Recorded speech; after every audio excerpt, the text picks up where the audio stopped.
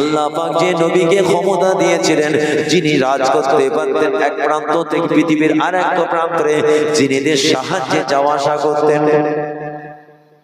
আল্লাহ পাক যে নবীকে সুশ্রী করেছিলেন, সুন্দর চেহারা সুশ্রী বানিয়েছিলেন, শক্তিশালী বানিয়েছিলেন, দেশের রাষ্ট্রনায়ক, জামানার একজন রাসূল নবী, একজন নবী সুলাইমান আলাইহিস সালাম জীবজন্তুর পশু পক্ষীর সঙ্গে কথাও বলতেন,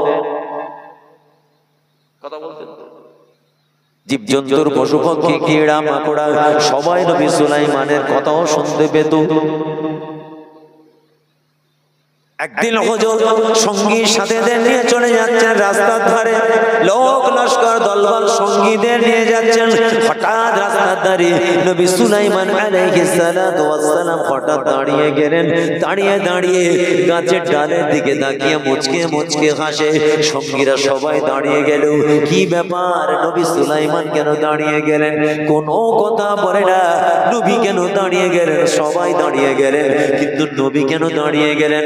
সবাই লক্ষ্য করে দেখে নবী সুলাইমান গাছের দিকে, গাছের পাতার দিকে তাকিয়ে হাসি। দেখছে আমাদের নবী গাছের ডালে